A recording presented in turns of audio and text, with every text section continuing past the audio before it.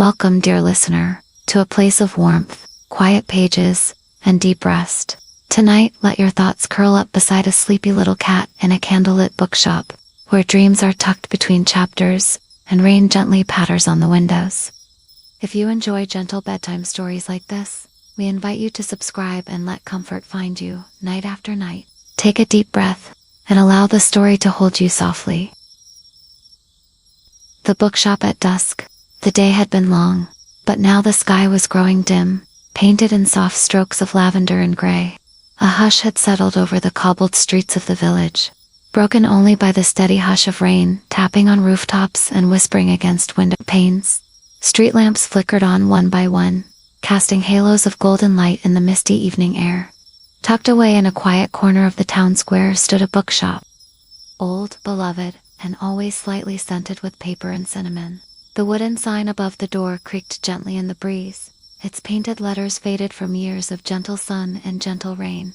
The midnight shelf, inside, the warmth was immediate, not just from the fireplace that crackled softly in the back, but from the deep comfort that clung to the old wood, the velvet armchairs, the endless shelves lined with well-worn spines and soft cloth covers. Time moved slowly here. Clocks ticked, but no one minded the hours. The only visitors tonight were the raindrops and the quiet hum of the books themselves. And of course, the cat. She was curled up on the windowsill, a plump bundle of fur, the color of honey and fog. Her name was Maribel, though she rarely answered to it. She had been part of the bookshop for as long as anyone could remember, always found in a different cozy spot each night. Sometimes the poetry section, sometimes near the tea tins, and tonight, right above the radiator on the broad stone ledge beneath the front window. The rain traced lines down the glass, and Maribel's tail twitched in her sleep, slow as the ticking of the old brass clock behind the counter. The shopkeeper, a kind older woman named Edith, moved gently between the rows. She wore a cardigan that smelled faintly of nutmeg and old paper, and her slippers made no sound as she shuffled across the creaky oak floors. She wasn't cleaning or sorting tonight, just walking. Her fingers drifted along the spines of the books, reading them like braille, greeting each one like an old friend. From the corner by the fireplace, the kettle began to sing, not loudly, but with a soft, warbling whistle, like a lullaby trying not to wake anyone. Edith moved slowly to the back, poured hot water over a waiting sachet of lavender and chamomile, and let the steam rise gently, warming the air.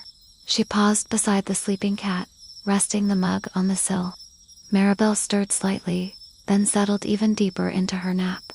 The only sounds were the fire's soft crackle, the rhythmic whisper of rain, and the distant rustle of pages, shifting ever so slightly, as if the books themselves were dreaming. Outside, the village settled into night. Curtains were drawn, lights dimmed. The bakery across the square flicked off its sign. A puddle reflected the glow of the lampposts as a single leaf floated by. Inside the bookshop, the warmth deepened, time thickened and slowed, the tea cooled in its cup. Maribel breathed steadily, and Edith, with a soft sigh, curled herself into the velvet chair by the fire, opened a favorite old book, and let the world disappear. This was the beginning of the night, a night like so many others here in the little shop, a night where nothing needed to happen, and everything was already enough. Just you, the rain, a sleeping cat, and the comfort of being utterly still. The cat's evening ritual. As the world outside blurred into mist and shadows, Maribel stirred, not with the urgency of a cat startled, but with the delicate stretch of someone who has nowhere to be, no plans to keep. One paw reached outward, pressing softly into the worn wood of the windowsill. Her back arched in a slow ripple, tail curving like a ribbon of silk. The cat's evening ritual. As the world outside blurred into mist and shadows, Maribel stirred, not with the urgency of a cat startled, but with the delicate stretch of someone who has nowhere to be, no plans to keep. One paw reached outward, pressing softly into the worn wood of the windowsill. Her back arched in a slow ripple, tail curving like a ribbon of silk. She blinked once, then twice, long blinks, sleepy and slow. Her amber eyes caught the soft candlelight reflecting in the glass, and for a moment she simply watched the rain. Each droplet that struck the pane shimmered with golden glow from within the shop. And beyond it, the world looked like a watercolored painting, blurred rooftops, glowing windows, and streets made silver by rain. It was time for her rounds. Maribel slipped down from the windowsill with hardly a sound. Her paws barely whispered against the smooth oak floor. She weaved past the overstuffed armchair and the warm hearth, her body a lazy question mark as she passed the glowing coals and the scent of Edith's tea. This was her world, a kingdom of corners and whispers, of ladders leaning against bookshelves, and baskets filled with fleece blankets in faded tones, of hidden nooks behind thick tomes of poetry, and tiny alcoves where she could press against the hush of time. She paused in the cookbook aisle first. The air there always smelled faintly of vanilla and gingerbread, not because anyone baked here, but because the pages remembered. Maribel brushed her head gently against the worn corner of a spine titled Pudding Songs, a collection of sweet stories and recipes. The book swayed just slightly, then settled. Further along, she passed the window bench draped in quilted fabric, where sleepy readers sometimes curled up during rainy afternoons. A woolen shawl had been left behind, folded but forgotten. Maribel leaped softly onto the bench, kneaded the folds with her paws, and nestled herself briefly into its warmth. She stayed only for a moment, just long enough to leave a trace of her own warmth behind, before continuing. The soundscape remained steady and serene, rain falling like soft static, the fireplace sighing, the occasional creak of the bookshop settling deeper into night, and now, the faint jingle of Maribel's collar, not a bell, but a tiny silver leaf that chimed only when she moved just so. Her next stop was the children's corner, a section Edith had kept alive even though no children visited much anymore. A low bookshelf circled a thick rug the color of plum jam. Wooden puzzles rested in baskets. Picture books leaned gently against one another. A rocking horse stood watch near a painted toadstool stool. Here Maribel always lingered. She stepped onto the rug and pressed her body against the soft tufts. Dust motes floated in the amber glow from a nearby lamp shaped like a mushroom. A copy of the Dreamy Hedgehog lay open on the floor, as if someone had only just set it down. Maribel sniffed the page, then lay beside it, her body curling around its gentle tail. She purred once, barely more than a breath, and then drifted into a half-sleep, her ears twitching softly with the rhythm of the rain. Back near the counter, Edith turned another page of her book. Her reading glasses had slipped slightly down her nose, and the tea had gone cool, but she didn't notice. The warmth of the shop was in more than just temperature. It was in the memory of 1,000 quiet nights just like this. Outside, the rain deepened, steady and kind. A cat in a bookshop continued her rituals. And the world, for now, was small, safe, and full of stories. Helves of silence and whispering pages. The hours inside the midnight shelf did not pass in the usual way. They didn't tick by or slip through your fingers like sand. Instead, they seemed to drift like dandelion seeds in slow motion, hanging in a hush so gentle it felt like a lullaby for the walls themselves. Maribel rose from her place beside the Dreamy Hedgehog and wandered slowly between the lower shelves of the children's nook, her tail brushing lightly against spines that had been softened by time. Her movements were almost meditative, an elegant, unhurried rhythm, as if she were the keeper of the shop's sleep. Beyond the little corner, the shelves stretched higher, reaching toward the ceiling beams that wore the dust of decades. Some leaned slightly, as if tired after holding up the same stories for so many years. Edith never minded. She said that every lean, every creak, was the sound of books breathing. Maribel made her way toward a narrow passage between tall shelves, a dim corridor lined with fiction, both forgotten and beloved. The lighting here was softest of all, coming from a stained glass lamp mounted to the far wall. Its amber and rose-colored glow spilled gently onto the floorboards, catching the cat's fur and warming it with blush-toned light. This was where the books whispered. Not out loud, not really, but if you stood very still, you could almost hear them. A sort of quiet hum, the sound of memory and mystery resting together. Some said the bookshop itself was alive in this way, gently breathing through the pages of every novel and short story within its walls. Maribel paused beside a row of ancient hardcovers, their titles fading, their leather spines flaking with time. She rubbed her cheek against one of them, the light that lingers in the fog, and purred softly. The sound seemed to slip upward into the air like smoke, curling between the dusty shelves.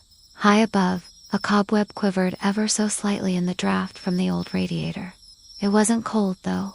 Everything was warm in the shop, not overly so, just enough to make your shoulders drop and your breath slow. The faint sound of a clock echoed from the other side of the room. A grandfather clock with a wooden pendulum that ticked so slowly, it barely interrupted thought.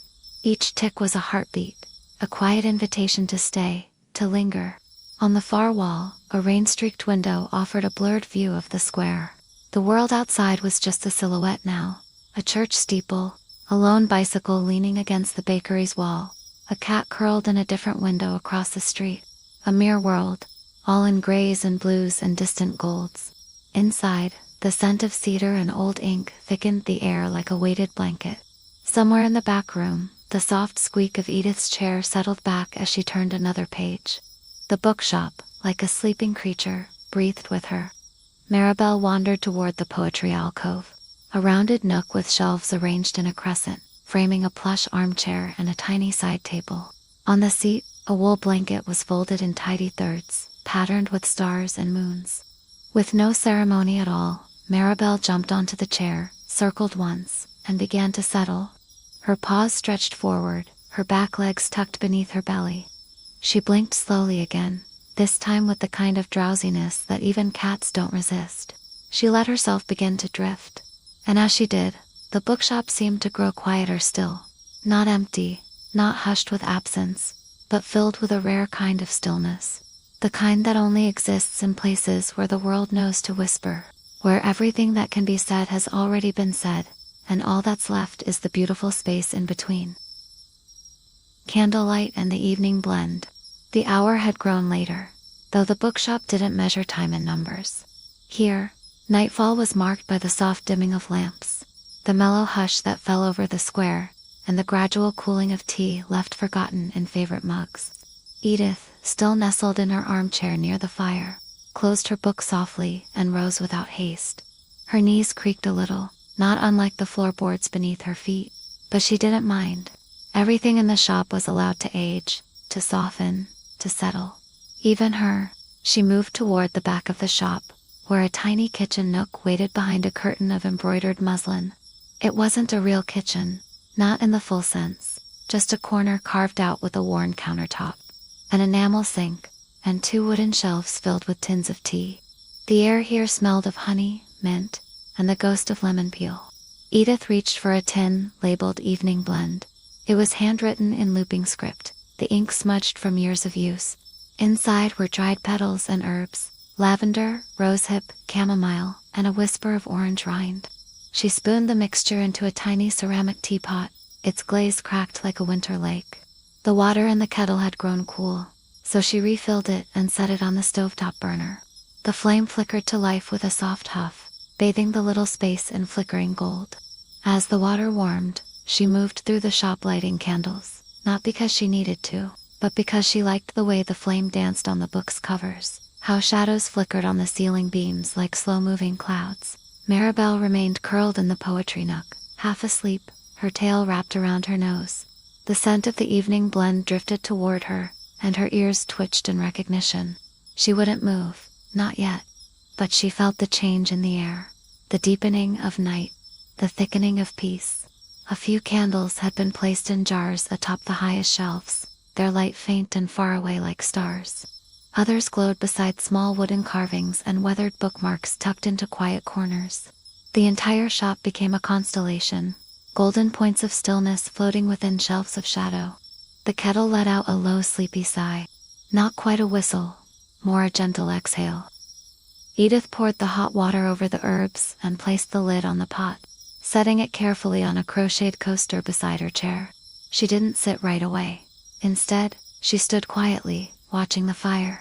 Its embers glowed like sleepy eyes, half-lidded in content. The rain continued its lullaby against the windows, slower now, softer. Outside, puddles caught reflections of the lamplight and trembled when raindrops kissed their surface.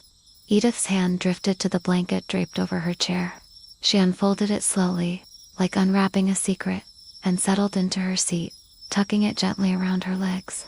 Steam curled from the spout of the teapot. She didn't pour it just yet. The warmth was enough. Sometimes, The ritual was more comforting than the cup. From her place in the poetry nook, Maribel let out a soft, sleepy trill. Not a meow, more of a sigh, disguised as sound. She shifted positions, paws stretched, one ear flattened, the other perked. She was in the in-between place now, that gentle edge where sleep begins to tug but hasn't fully taken hold. And all around her, the bookshop responded in kind. The pages of open books barely fluttered in the breeze. The air had grown heavy with calm. No footsteps, no speech, just the ticking of the distant grandfather clock, the rhythmic patter of rain, the scent of steeping herbs and candle wax melting into liquid pools. There was no story being read aloud, no plot to follow, just a mood, an unfolding silence filled with textures, warm blanket, soft fur, rising steam, firelight flickering against shelves. In the midnight shelf the evening didn't end, it simply deepened, like tea steeping, like breath slowing, like the gentle transition from thought into dream. A visit to the travel journals. Time moved like syrup in the midnight shelf, slow and sweet and unconcerned with progress. There was no need to go forward quickly, no expectation to arrive anywhere at all. Maribel stretched again, slowly and luxuriously, before slipping down from the armchair in the poetry nook.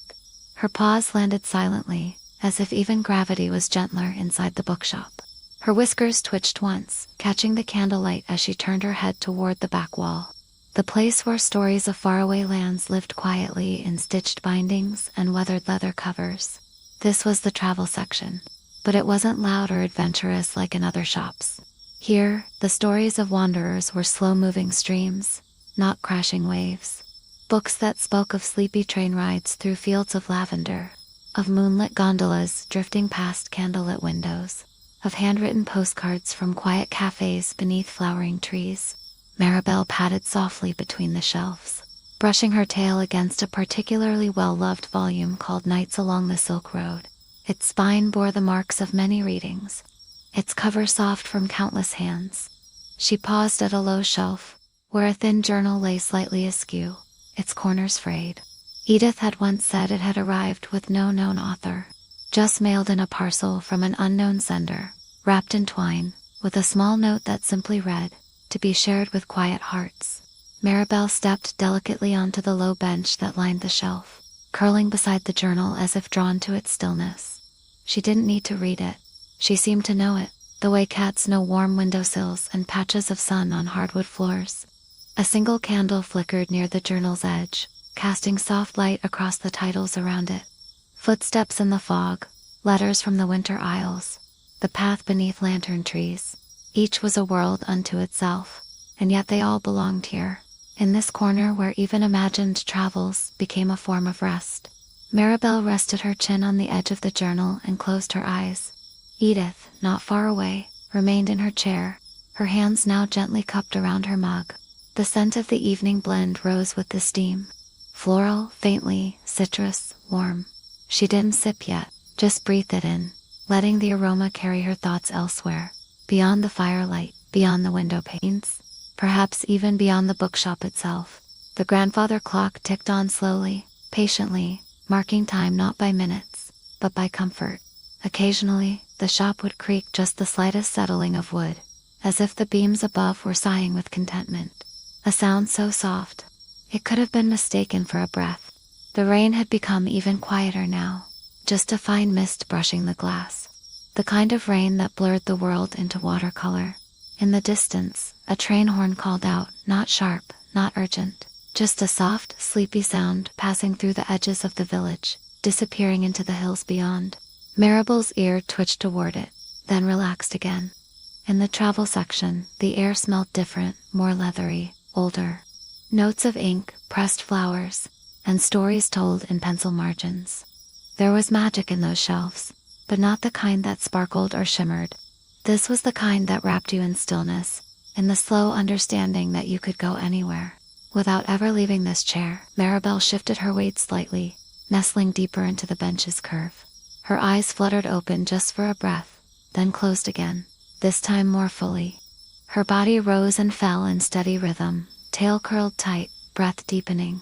The bookshop felt the shift as it always did. As the cat's sleep deepened, so too did the hush in the air, a kind of reverence, as if even the fire chose to burn quieter. Edith turned a page, not in her book, but in her thoughts, letting the quiet settle between sips of warm tea. No one would visit this late. There were no deliveries, no clocks to punch, no lists to check off, just soft light, softened stories, and sleep moving slowly through every wooden beam and cushion. Here, in the quiet company of travel journals and a sleeping cat, the world was not something to chase or conquer. It was something to rest within, to settle into like a favorite chair, to trust like the warmth of a well-worn blanket. And so the bookshop remained a place between places, a pause in time, a chapter held open for as long as one needed to breathe. The window above the world, rain had quieted to a murmur now, like a lullaby remembered rather than sung. The world outside had gone soft and silver, wrapped in a fog so thick it erased edges and corners. Everything was smoothed, blurred, and peaceful, just the way the night preferred. Inside the bookshop, the warmth deepened, candlelight flickered slowly, casting golden halos against the bookshelves, dancing faintly on the spines. The teapot on the side table had long gone quiet. Its warmth remained, like an echo of comfort, mingling with the scent of steeped herbs and worn paper. Maribel had not moved for some time. Her breathing had slowed into the rhythm of the fire's crackle. But now, a whisper of movement stirred her. She blinked once, long and slow, then rose with the grace only cats possess. No urgency, just the soft pull of instinct. She made her way toward the spiral staircase, tucked behind the farthest shelves. Few visitors knew it was there. Fewer still ever climbed it, but Maribel did. Every night the stairs were narrow and creaked like old lullabies. Each step sang its own wooden note beneath her paws, and the sound melted gently into the hush of the room. As she ascended, the glow of candlelight faded behind her, and she entered a loft bathed in shadows and starlight. This upper level was not part of the shop floor. It was quieter, dreamier, a kind of sanctuary above the shelves. The ceiling sloped gently, beams wrapped in string lights and threads of dust. And at the far end of the loft, set into the wall like a secret, was a round window. The window above the world. It faced the sky, and tonight, the sky was soft with rain clouds and moonlight. The glass was slightly fogged, edged in droplets that clung and wandered like lost thoughts. Beyond it, stars blinked faintly in the mist, shy and slow, as if they too were preparing to rest. Maribel leaped gently onto the cushioned bench beneath the window. The fabric was worn in the middle where she always landed. She circled twice, then curled into a perfect spiral, fur to fabric, breath to glass. From here, the world felt impossibly far away. The village below was hushed, its lights dimmed, its streets quiet. The bakery had gone dark. The lamplighter's glow shimmered through the rain like fireflies in slow motion. Inside, all was still. This part of the bookshop held books that had no titles. Journals filled with pressed flowers, sketchbooks that smelled faintly of pencil and time. One shelf bore tiny hourglasses, each turned upside down and forgotten. Another held only blank paper, pages waiting not to be written, but simply to exist. Maribel's eyes half-lidded, took in none of this directly. She didn't need to. She knew it. The way the floor knew the grain of the wood, the way the candles knew how to flicker without fear.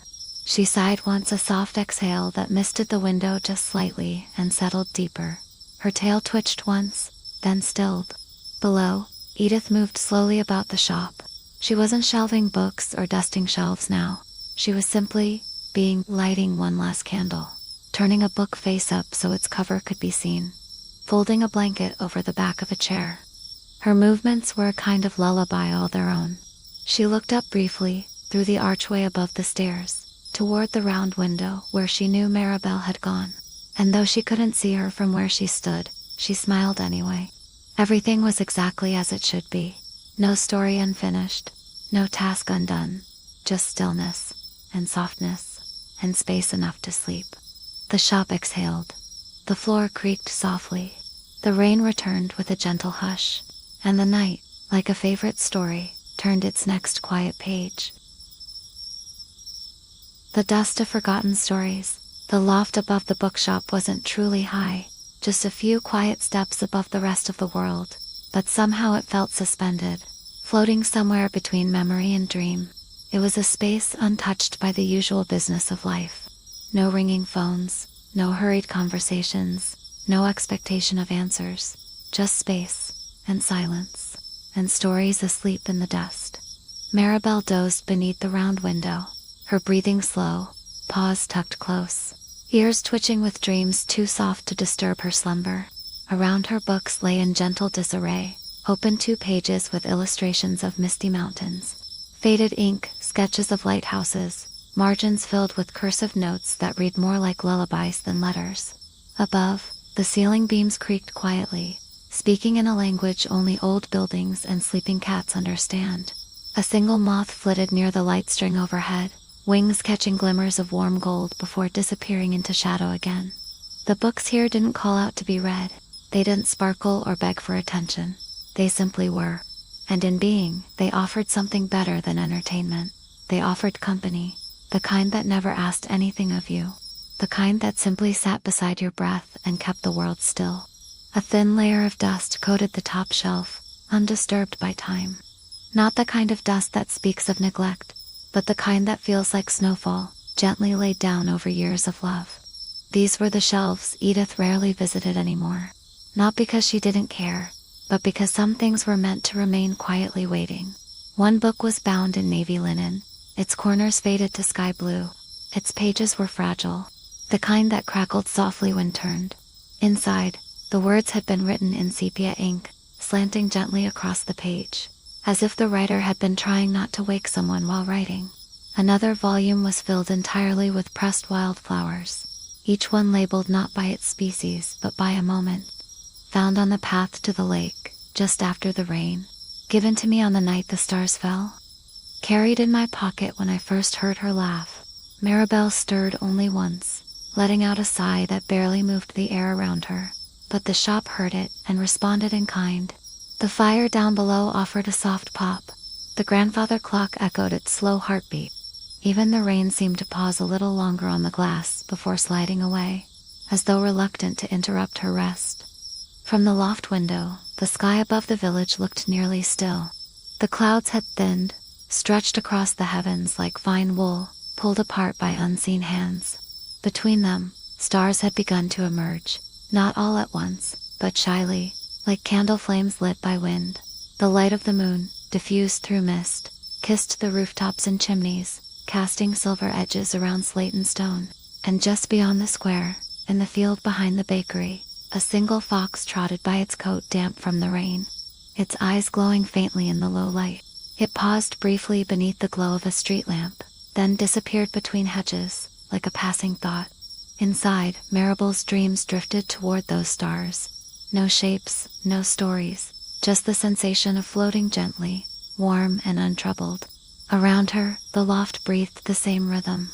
Back downstairs, Edith had returned to her seat, a new book in her lap, not to read, but simply to hold. The candles had burned lower now.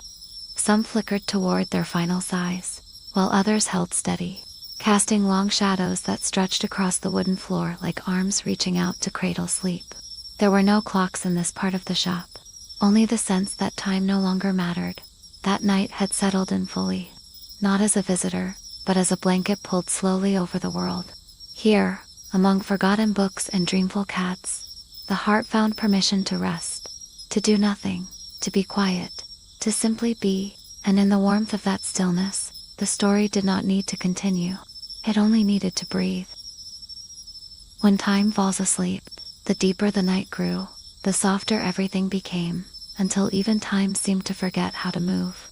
Inside the midnight shelf, the edges of the world had faded into candlelight and shadow.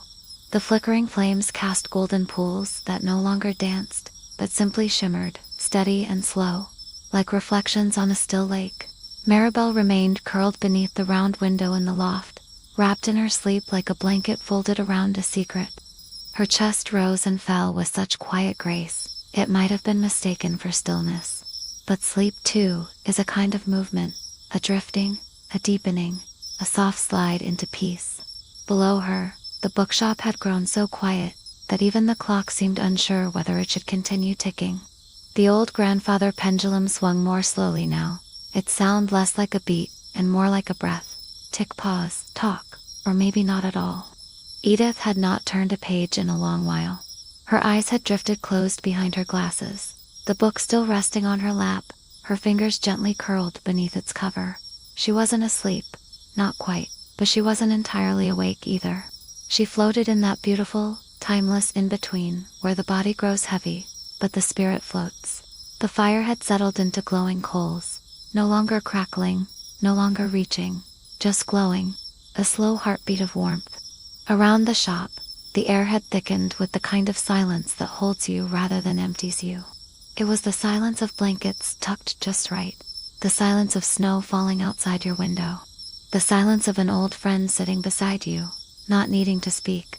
And into that silence came something almost like music, not from a speaker, not from an instrument, but from the walls themselves. The soft symphony of a place in perfect rest. The faint sigh of the building's beams settling under the weight of stillness. The occasional patter of rain returning, just for a moment, against the glass. The barely audible hum of nightbirds in the trees beyond the square. Each sound barely touched the ear. They floated like silk threads, drifting just at the edge of perception, weaving comfort into the corners of the room. Maribel shifted slightly in her sleep, a stretch, a sigh, a small murmur that stirred the dust in a golden shaft of light. Her tail gave a tiny flick, then returned to its curve. The stars outside had grown brighter now, or maybe the night had simply grown darker behind them. Either way, they twinkled gently, like punctuation in the sky, soft periods between dreams. The moon hung low above the chimney stacks, its light pale and powdered, like flour dusted across a wooden countertop.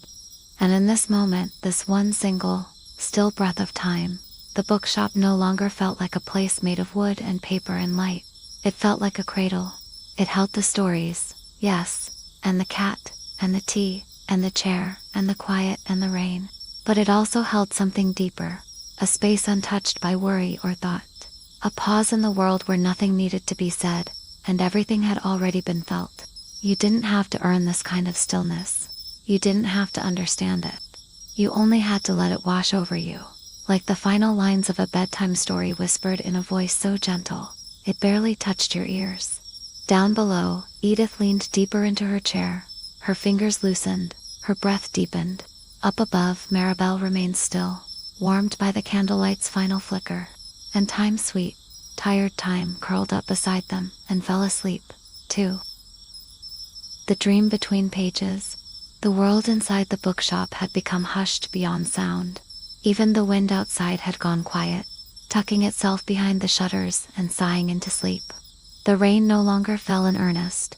It only lingered on windowsills and rooftop edges, tiny droplets resting like pearls. Maribel hadn't moved in what felt like forever, a perfect loop of warmth on the bench beneath the round window. Her breath had slowed to a rhythm softer than the ticking clock below. The dream between pages. The world inside the bookshop had become hushed beyond sound. Even the wind outside had gone quiet, tucking itself behind the shutters and sighing into sleep. The rain no longer fell in earnest. It only lingered on windowsills and rooftop edges, tiny droplets resting like pearls. Maribel hadn't moved in what felt like forever, a perfect loop of warmth on the bench beneath the round window. Her breath had slowed to a rhythm softer than the ticking clock below. And though her eyes remained closed, her mind had drifted somewhere far beyond the loft, beyond the bookshop, beyond even the night itself. She had slipped into the dream between pages. It was not a dream of adventure or excitement, not of running or flying or doing. It was a dream made of softness, of texture and scent, of warmth and light. In this dream, the bookshop continued to exist, but not in its physical shape. It became something more like a feeling. The weight of a heavy blanket across your legs, the scent of baked cinnamon drifting from a kitchen no longer active, the golden hue behind closed eyes when candlelight is near. The bookshelves were there too, but they no longer held books with words. Instead, they held moments. A memory of raindrops on tin, a sigh against a steaming cup, the weight of a cat settling into your lap and staying, the creak of a floorboard that says, "You're home." Maribel's dream wasn't linear. It flowed, like a river of calm, winding through silent rooms and quiet thoughts. At one point, She dreamed of resting atop a floating book, its cover blank, its pages fluttering open with each gentle ripple of current. The water carried her slowly past trees made of paper, lanterns glowing from the ends of branches, tiny lights bobbing like fireflies in tea. Far below, in the waking world, Edith remained in her chair.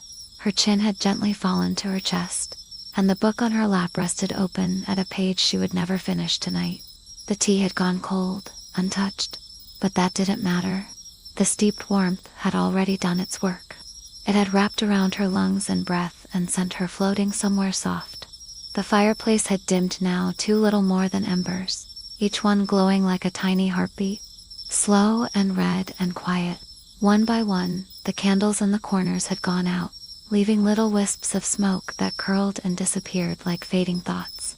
Above, the stars were still shining, but no one watched them now.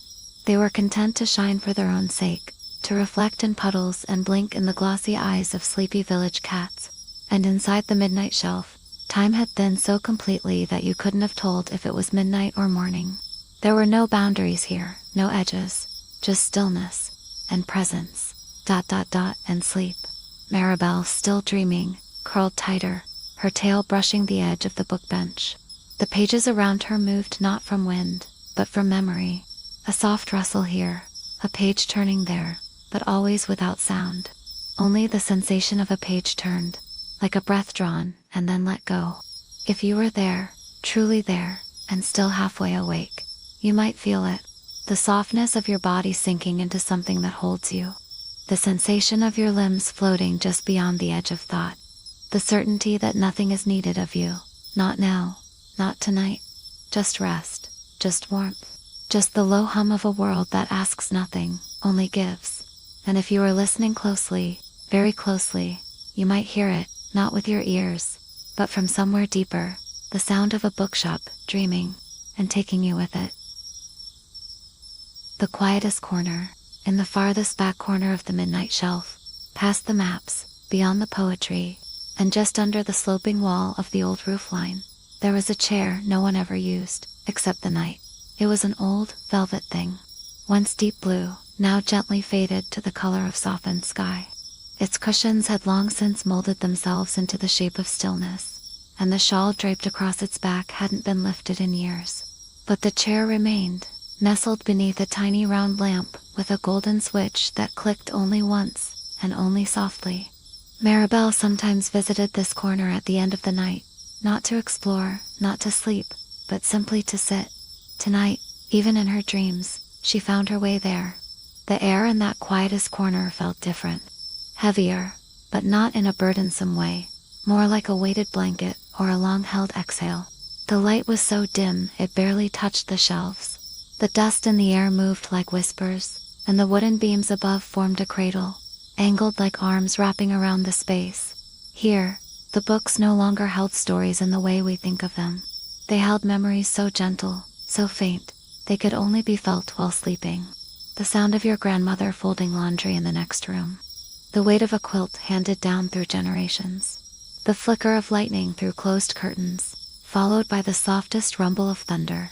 The feeling of someone tucking the blanket under your chin without saying a word. These were the kinds of stories this corner knew. And Maribel in her final drift, curled upon the cushion just once more. She blinked, just barely, and for a moment the entire shop seemed to pause in recognition, as if it too knew this was the end of the night. The place beyond dreams, where only breath and heartbeat remain. Downstairs, the fire had gone out, leaving behind a faint warmth in the hearth. The teacup sat empty on the side table. Edith, now completely surrendered to rest, sat motionless, her book balanced like a leaf upon her lap. The clock had stopped ticking, but not in a dramatic way, not with clatter or finality, just a simple stillness. A pause that said, "This is enough." The rain outside had ceased completely, leaving the windows streaked and fogged in silver. The village lay beneath a hush so complete, even the birds had forgotten to stir. Every chimney, every rooftop, every shuttered window seemed wrapped in velvet. And in the bookshop in that quietest corner, the story did not end. It simply, dissolved. Like a final exhale, like the last ember going dark. Like the feeling not of falling asleep, but of having always been asleep. And now, dear listener, let your breath settle even deeper. The story is done, but its warmth lingers like a candle's glow. After the flame has gone, you are safe, you are still, and sleep is already here. If this journey brought you peace tonight, we invite you to subscribe for more gentle stories, each one a soft place to rest. Feel free to leave a comment sharing your favorite moment if you're still awake. But if you're not, that's perfectly okay, that's what we hoped for. From the cat curled in the window to the bookshop steeped in dreams, we wish you a quiet night and the deepest, sweetest sleep. Good night.